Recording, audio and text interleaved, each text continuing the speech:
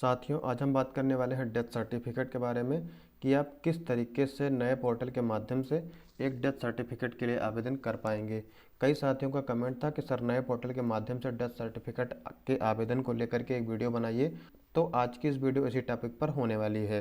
तो अगर आप सीखना चाहते हैं तो प्लीज़ वीडियो में लास्ट तक जरूर बने रहें। तो सबसे पहले एक डेथ सर्टिफिकेट के आवेदन के लिए सबसे पहले आपको अपने किसी ब्राउज़र को, चाहे फ़ोन में या फिर लैपटॉप में, किसी ब्राउज़र को ओपन कर लेना है।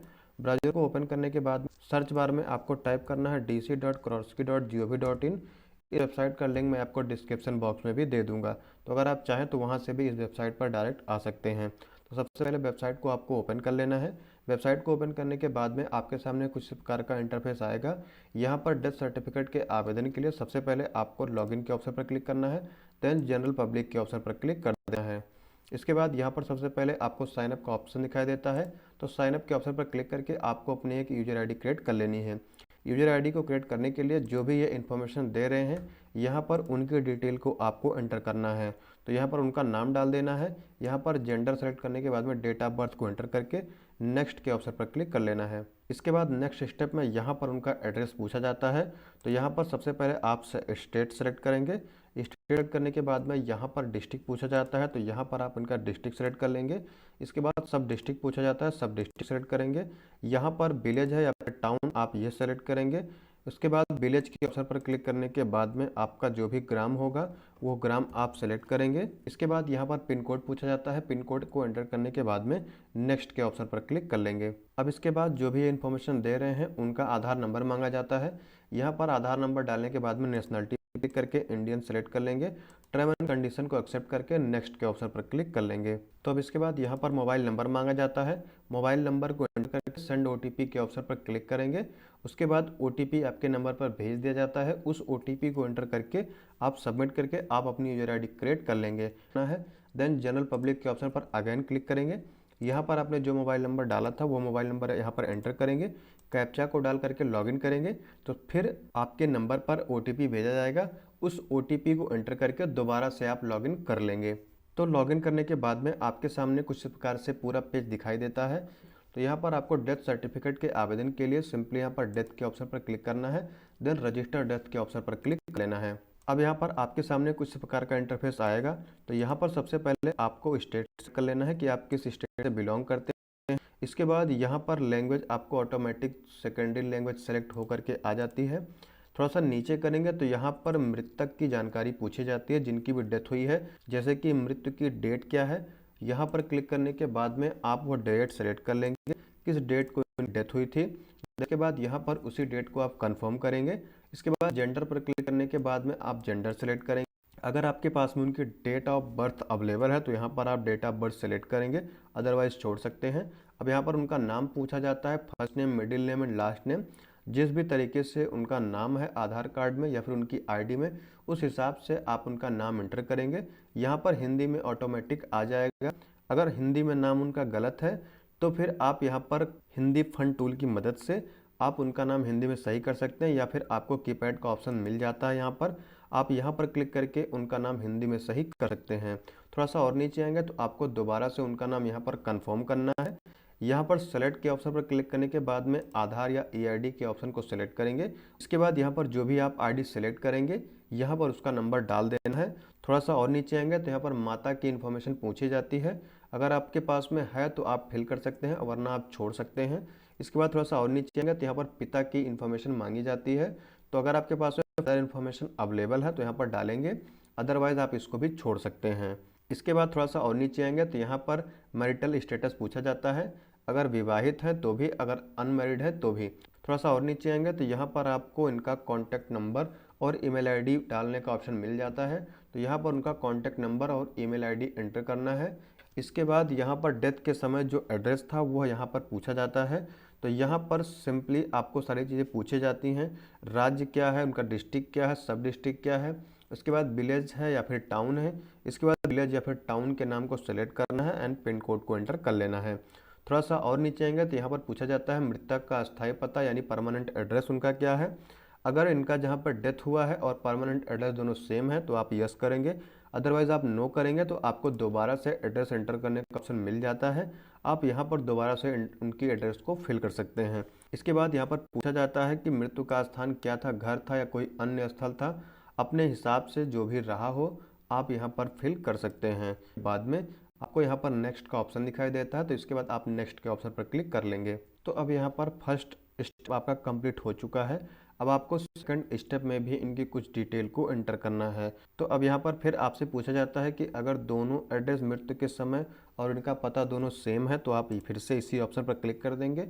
आपका पुराना एड्रेस यहाँ पर कॉपी हो जाता है। यहाँ पर मृतक की जानकारी पूछी जाती है कि इनका धर्म क्या है। इनका जो भी धर्म होगा आप सेलेक्ट कर लेंगे। इनका एजुकेशन लेवल क्या था, अगर आपको पता है तो फिल कर सकते हैं, अदरवाइज आपको नोट नो का ऑप्शन मिलेगा, आप इस पर क्लिक कर लेंगे। ऑक्यूपेशंस पूछा जाता है, जो भी इनका ऑक्यूपेशंस हो आप सेलेक्ट कर सकते हैं, अदरवाइज नोट नो का ऑप्शन मिलेगा इसमें भी, तो आप सेलेक्ट कर सकते हैं। इसके बाद यहाँ पर पूछा जाता है कि मृत्यु के पूर्व में कोई चिकित्सा का प्रकार अगर अवेलेबल है तो आप इसमें से देख करके जो भी आपके पास में अवेलेबल हो एंटर करेंगे, अदरवाइज अनस्पेसिफाइड के ऑप्शन पे भी आप क्लिक कर लेंगे। इसके बाद यहाँ पर पूछा जाता है कि कोई इनके डेथ का कोई चिकित्सकीय प्रमाण या फिर मेडिकली सर्टिफाइड है, अगर आपके पास में है तो यस करेंगे, वरना नो करेंगे। यहाँ पर मृत्यु का वास्तविक कारण पूछा जाता है, किस कारण से इनकी डेथ हुई थी, अगर आपको पता है तो आप सेलेक्ट करेंगे, अदरवाइज नॉट स्टेट का ऑप्शन मिलेगा, इस पर क्लिक कर लेंगे। थोड़ा सा और नीचे आएंगे तो अब यहाँ पर आपको डॉक्यूमेंट अपलोड करना है। तो सबसे पहले डॉक्यूमेंट में यहाँ पर पूछा जाता है एड्रेस प्रूफ से संबंधित। यहाँ पर बहुत सारी लिस्ट आपके सामने ओपन होकर के आ जाती है। अगर आपके पास में जो भी डॉक्यूमेंट अवेलेबल हो वो आप सेलेक्ट कर लेंगे, अदरवाइज़ यहाँ पर नीचे आएंगे तो आपको आधार का ऑप्शन मिलेगा। आधार पर क्लिक करने के बाद आप यहाँ पर ब्राउज के ऑप्शन पर क्लिक करेंगे। इसके बाद आप इनका जो भी आधार कार्ड है आप वो यहाँ पर अपलोड कर देंगे। उसके नीचे यहाँ पर आपको सपोर्टिंग डेथ फॉर्म आपको अपलोड करना है। ये फॉर्म आपको हमारे टेलीग्राम चैनल पर मिल जाएगा, आप वहाँ से डाउनलोड कर सकते हैं। और उसके बाद आपको उस फॉर्म पर इनके ग्राम प्रधान का सिग्नेचर करवा करके सारी डिटेल को फिल कर लेना है। उसके बाद साथ ही में जो ये इन्फॉर्मेशन दे रहे हैं उनका आधार और जिनकी भी डेथ हुई है उनका आधार, दोनों को एक ही में अटैच करके आपको ब्राउज के ऑप्शन पर क्लिक करके उसके बाद उसको भी यहीं पर अपलोड कर देना है। सभी डॉक्यूमेंट को अपलोड करने के बाद में अगर आप एडिशनल डॉक्यूमेंट भी कुछ अपलोड करना चाहते हैं तो यहाँ पर क्लिक करके आप वो डॉक्यूमेंट अटैच कर सकते हैं। मेरे पास दोनों डॉक्यूमेंट है और मैंने अपलोड कर दिया है, तो अब इसके बाद आप नेक्स्ट के ऑप्शन पर क्लिक कर लेंगे। अब दोनों स्टेप को कंप्लीट करने के बाद में थर्ड स्टेप में आपने जो भी डिटेल एंटर करी हुई है फर्स्ट स्टेप में वो आपको यहाँ पर दिखाई देती है। तो अब आपने जो भी फर्स्ट स्टेप में डिटेल फिल करी हुई थी उन सभी डिटेल को आपको एक बार चेक कर लेना है। अगर सारी डिटेल सही है तो आप नेक्स्ट करेंगे। अगर आपको लगता है कि कुछ गलत है, इसको संशोधन करने की ज़रूरत है, तो सिंपली आप बैक के ऑप्शन पर क्लिक करके आप उस डिटेल को करेक्ट कर पाएंगे। मैंने सब कुछ सही फिल किया हुआ है तो अब हम नेक्स्ट कर लेंगे। देन अब चौथे स्टेप में आपने जो सेकंड स्टेप में डिटेल फिल करी थी वो डिटेल आपको यहाँ पर दिखाई देंगी। तो यहाँ पर भी आपको सारी डिटेल को देख लेना है। सारी डिटेल को देखने के बाद में आपको टर्म एंड कंडीशन को एक्सेप्ट करना है। देन आपको कंफर्म के ऑप्शन पर क्लिक कर लेना है और जैसे ही आप कंफर्म के ऑप्शन पर क्लिक करेंगे आपको यहाँ पर मैसेज मिल जाता है कि आपका एप्लीकेशन सक्सेसफुली सेव हो चुका है और आपके ईमेल और रजिस्टर्ड मोबाइल नंबर पर एक नोटिफिकेशन आपको भेज दिया जाता है। तो अब यहाँ पर आपको ध्यान देना है, सबसे बड़ी बात यह है कि आपका एप्लीकेशन विभागीय अधिकारी तक पहुँचा है या नहीं, इसको देखने के लिए आपको सिंपली डेथ के ऑप्शन पर क्लिक करना है। यहाँ पर आपको कई सारी कैटेगरी दिखाई देती हैं, तो यहाँ पर आपका जो एप्लीकेशन है आपको सेल्फ रिपोर्टेड एप्लीकेशन वाले सेक्शन में दिखाई देता है, तो इसका मतलब आपका एप्लीकेशन विभागीय अधिकारी तक पहुँच चुका है। अगर एप्लीकेशन आपका विभागीय अधिकारी तक नहीं पहुंचा है तो इन सभी किसी एक स्टेप में आपको दिखाई देगा। तो जैसा कि मैंने जो एप्लीकेशन फिल किया था वो मुझको एप्लीकेशन फॉर वेरिफिकेशन के कैटेगरी में दिखाई देता है। तो इसका मतलब ये है कि मैंने जो मोबाइल नंबर और जो ईमेल आईडी हमने एंटर करी थी उस मोबाइल नंबर पर एक इन्फॉर्मेशन गई है, अब हमें वहाँ से उसको वेरीफाई करना है। तो अब मैं आपको बताता हूँ कि किस तरीके से आपको वेरीफाई करना है ताकि आपका जो एप्लीकेशन है वो सेल्फ रिपोर्टेड एप्लीकेशन वाले सेक्शन में आ सके। अब मैं आपको अपने मोबाइल स्क्रीन पर ले चलता हूं जहां पर मैंने यह ईमेल आईडी लॉगिन करी है, या फिर उस मोबाइल नंबर पर जो मैसेज गया है उस मैसेज को मैं आपको दिखाता हूं। तो अब आप मेरे मोबाइल स्क्रीन पर आ चुके हैं। सबसे पहले आपको इनबॉक्स से दिखाता हूँ कि मेरे पास मैसेज किस तरीके से आया है। तो यहाँ पर देख सकते हैं ये मेरे पास मैसेज आ चुका है और यहाँ पर नीचे वेरीफाई का ऑप्शन भी मिल जाता है, लिंक आपको मिल जाएगी। तो सिंपली आपको इसे लिंक पर क्लिक कर देना है। लिंक पर क्लिक करने के बाद में आपके सामने ये किसी न किसी ब्राउज़र पर ओपन हो जाता है और यहाँ पर आपको उसी मोबाइल नंबर पर एक अगेन OTP भेज दिया जाता है। तो आपको उसी OTP को यहाँ पर दोबारा एंटर कर देना है। देन उसके बाद लॉगिन के ऑप्शन पर क्लिक कर लेना है। तो यहाँ पर आप देख सकते हैं जैसे ही मैंने OTP को एंटर करके लॉगिन किया तो यहाँ पर वही सेम डिटेल मुझको यहाँ पर दिखाई दे रही है। तो यहाँ पर आप नेक्स्ट करेंगे। इसके बाद अगेन आपको सेकंड स्टेप की भी डिटेल दिखाई देती है। इसके बाद आप जैसे ही कन्फर्म के ऑप्शन पर क्लिक करेंगे आपका एप्लीकेशन सक्सेसफुली अप्लाई हो जाएगा और पूर्ण रूप से कंप्लीट हो जाएगा। तो अभी मैं कंफर्म नहीं करता हूं, अब मैं आपको मेल पर दिखाता हूं कि मेल पर यह मैसेज आपको कैसे दिखाई देता है और आपको किस तरीके से वेरीफाई करना है।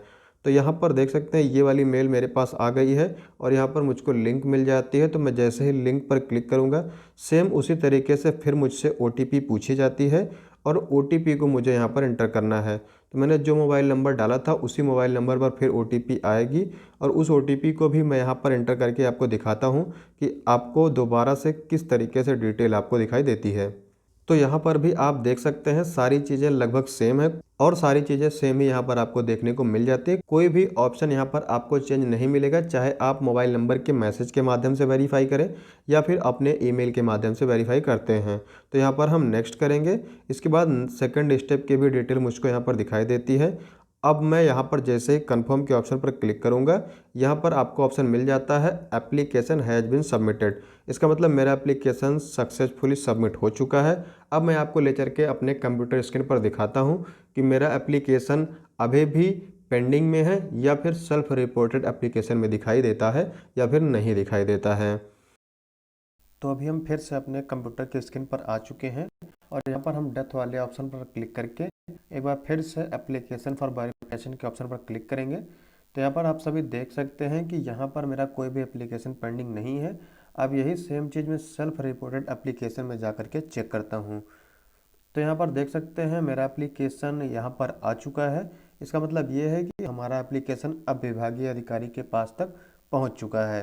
तो अब जैसे ही विभागीय अधिकारी द्वारा एप्लीकेशन की जांच करने के बाद में वहाँ से अप्रूव किया जाता है तो उसके बाद हमने जो ईमेल आईडी दी हुई थी उस ईमेल आईडी पर डेथ सर्टिफिकेट बन करके आ जाता है। अगर आपको नहीं रिसीव होता है तो मैं आपको बता देता हूँ कि किस तरीके से आपको दोबारा डाउनलोड करना है। तो दोबारा डाउनलोड करने के लिए आपको फिर से इसी पेज को ओपन कर लेना है। डेथ के ऑप्शन पर क्लिक करेंगे, then again self reported application के ऑप्शन पर क्लिक करेंगे। जैसे ही आप सेल्फ रिपोर्टेड एप्लीकेशन के ऑप्शन पर क्लिक करेंगे आपने जितने भी डेथ सर्टिफिकेट के लिए अप्लाई किया था वो सारी लिस्ट आपके सामने आ जाएगी। उसमें एक्शन के कॉलम में डाउनलोड का ऑप्शन आपको नहीं दिखाई देगा और जो भी एप्लीकेशन आपकी अप्रूव हो जाएगी तो आप वहां से डाउनलोड कर सकते हैं। तो ये था पूरा कंप्लीट प्रोसेस कि किस तरीके से आप नए पोर्टल के माध्यम से एक डेथ सर्टिफिकेट के लिए आवेदन कर पाएंगे। अगर आपको वीडियो अच्छी लगी हो तो वीडियो को लाइक शेयर कमेंट जरूर करें। साथ ही चैनल पर नए हैं और ऐसे ही और भी हेल्पफुल वीडियो चाहते हैं तो प्लीज़ चैनल को सब्सक्राइब करके बेल आइकन को प्रेस करना ना भूलें। तो फ्रेंड्स मिलते हैं नेक्स्ट वीडियो में, तब तक के लिए गुड बाय, टाटा, जय हिंद। और वीडियो में लास्ट तक बने रहने के लिए आपका बहुत बहुत धन्यवाद।